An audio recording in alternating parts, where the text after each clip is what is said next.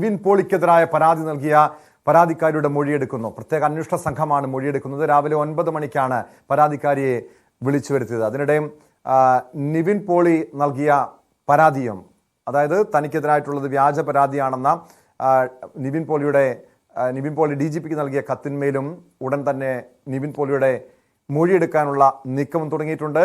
നവമി ദിനേശ് ചേരുന്നു വിശദാംശങ്ങളുമായി. നവമി, ഈ നിവിൻ പോളിക്കെതിരായ പരാതി, ലൈംഗിക അതിക്രമ പരാതി വ്യാജമാണ് എന്ന രീതിയിൽ നിവിൻ തുടക്കത്തിൽ തന്നെ ആദ്യ ദിവസം തന്നെ മാധ്യമങ്ങൾക്ക് മുന്നിൽ രംഗത്തെത്തി തുറന്നു പറഞ്ഞിരുന്നു. പിന്നീട് വിനീത് ശ്രീനിവാസൻ, പാർവതി ആർ കൃഷ്ണ ഉൾപ്പെടെയുള്ള നിവിൻ്റെ ഈ വർഷങ്ങൾക്ക് ശേഷം വന്ന ചിത്രത്തിന് നിവിനൊപ്പമുണ്ടായിരുന്നവരൊക്കെ വെളിപ്പെടുത്തൽ നടത്തിയിട്ടുണ്ട്. ഈ ഒരു പശ്ചാത്തലത്തിൽ കൂടിയാണ് ഈ പരാതിക്കാരുടെ മൊഴിയെടുക്കുന്നത്. ഇത് എവിടെ വെച്ചാണ് ഈ മൊഴി രേഖപ്പെടുത്തുന്നത്? നവമി, എന്തൊക്കെ കാര്യങ്ങളായിരിക്കാം? കാരണം ഇത്തരം ആക്ഷേപങ്ങൾ, നിവിന് ഉന്നയിച്ച ആക്ഷേപങ്ങൾ ഉൾപ്പെടെ ഈ അന്വേഷണ സംഘം വിശദമായി പരിശോധിക്കുന്നുണ്ടോ?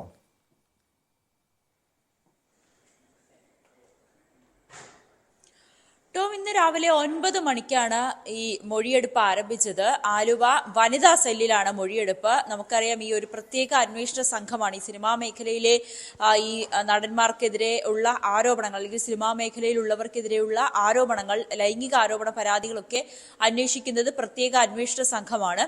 ഈ പ്രത്യേക അന്വേഷണ സംഘമാണ് ഇപ്പോൾ യുവതിയുടെ മൊഴി രേഖപ്പെടുത്തിക്കൊണ്ടിരിക്കുന്നത്. രാവിലെ 9 മണിക്ക് ആരംഭിച്ച മൊഴിയെടുപ്പ് ഇപ്പോഴും തുടരുകയാണ്. എന്തായാലും ഇനി 2 മണിക്കൂറിനുള്ളിൽ തന്നെ മൊഴിയെടുപ്പ് അവസാനിക്കുമെന്നാണ് നമുക്ക് അറിയാൻ സാധിക്കുന്നത്. ഇതിൽ ഈ പെൺകുട്ടി പ്രധാനമായും പറയുന്നത്, സിനിമയിൽ അഭിനയിക്കാൻ വാഗ്ദാനം നൽകിയാണ് വിദേശത്ത് വെച്ച് തന്നെ നിവിൻ പോളി അടങ്ങുന്ന സംഘം, നിവിൻ പോളിയും ഒപ്പം ഒരു സിനിമയുടെ നിർമ്മാതാവ് അടക്കമുള്ളവർ തന്നെ ലൈംഗികമായി പീഡിപ്പിച്ചത്, ബലാത്സംഗത്തിന് ഇരയാക്കിയത്. പിന്നീട് ഇത് നിവിൻ പോളി തന്നെ ഭീഷണിപ്പെടുത്തുകയും തന്റെ ഈ ബലാത്സംഗ ദൃശ്യങ്ങൾ പകർത്തുകയും പിന്നീട് തന്റെ ഫോൺ അടക്കം നിവിൻ പോളി കൊണ്ടുപോയി എന്നൊക്കെ ആണ് ഈ പരാതിയിൽ പറയുന്നത്. പക്ഷേ നിവിൻ പോളി ഇതിനോടകം തന്നെ ഈ പരാതി നിഷേധിച്ച് രംഗത്തെത്തിയിരുന്നു. അന്ന് തന്നെ അദ്ദേഹം മാധ്യമങ്ങളെ കണ്ട് ഈ പെൺകുട്ടിയെ അറിയില്ല, ഇതൊരു ഗൂഢാലോചനയാണ്, ഈ അന്വേഷണത്തിൽ ഏത് രീതിയിലും മുന്നോട്ട് പോകാൻ താൻ തയ്യാറാണെന്നും നിവിൻ പോളി ഇതിനോടകം തന്നെ വ്യക്തമാക്കിയിട്ടുണ്ട്. മറ്റൊരു കാര്യം, നിവിൻ പോളി കഴിഞ്ഞ ദിവസം മുഖ്യമന്ത്രിക്കും DGPക്കും ഈ പ്രത്യേക അന്വേഷണ സംഘത്തിനും പരാതി നൽകിയിട്ടുണ്ട്.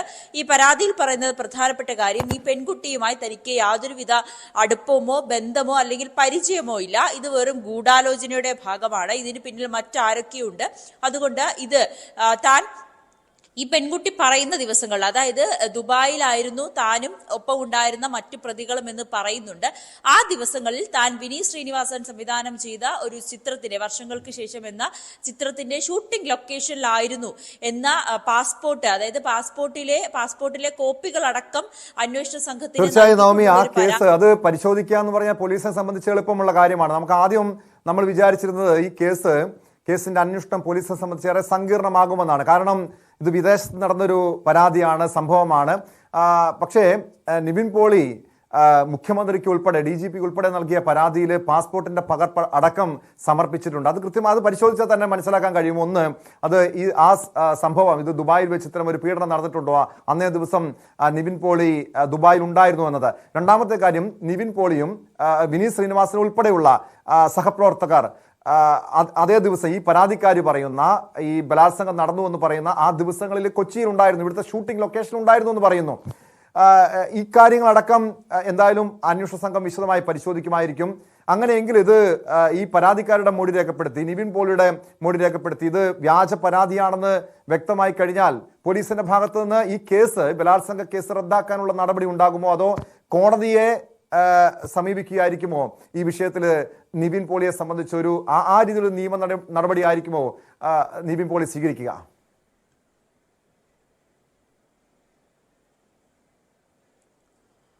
എന്തായാലും നിവിൻ പോളിക്ക് പിന്തുണയുമായി സിനിമയിലെ തന്നെ മറ്റ് അണിയറ പ്രവർത്തകരും രംഗത്തെത്തിയിട്ടുണ്ട്. കഴിഞ്ഞ ദിവസം ഉൾപ്പെടെ സിനിമയിൽ അഭിനയിച്ച മറ്റ് താരങ്ങൾ നിവിൻ പോളിക്കൊപ്പം നിൽക്കുന്ന ഫോട്ടോ സമൂഹ മാധ്യമങ്ങൾ പങ്കുവച്ചിരുന്നു. അതായത് ഈ പെൺകുട്ടി ദുബായിൽ തന്നെ ബലാത്സംഗത്തിന് ഇരയാക്കുന്ന സമയത്ത് നിവിൻ പോളി ഉണ്ടായിരുന്നു എന്ന് പറയുന്ന ദിവസങ്ങളിൽ നിവിൻ പോളി കൊച്ചിയിലെ സിനിമാ ലൊക്കേഷനിൽ ഉണ്ടായിരുന്ന തെളിവുകളടക്കമാണ് സമൂഹ മാധ്യമങ്ങളിൽ സിനിമയിലെ മറ്റ് അണിയറ പ്രവർത്തകരും പുറത്തുവിട്ടിരിക്കുന്നത്. എന്തായാലും നിവിൻ പോളിയെ സംബന്ധിച്ച് ഇതൊരു വ്യാജ ആരോപണമാണെന്ന് ഉറച്ചു നിൽക്കുന്നുണ്ട്. അതിന് തക്കതായിട്ടുള്ള തെളിവുകളും നിവിൻ പോളിയുടെ കയ്യിലുണ്ട്. പക്ഷേ ഈ പെൺകുട്ടി പറയുന്നത് തന്റെ കയ്യിൽ അത്തരത്തിലുള്ള ചില തെളിവുകൾ ഉണ്ടെന്നാണ്. അതെന്തായാലും പോലീസാണ് അന്വേഷിക്കുന്നത്.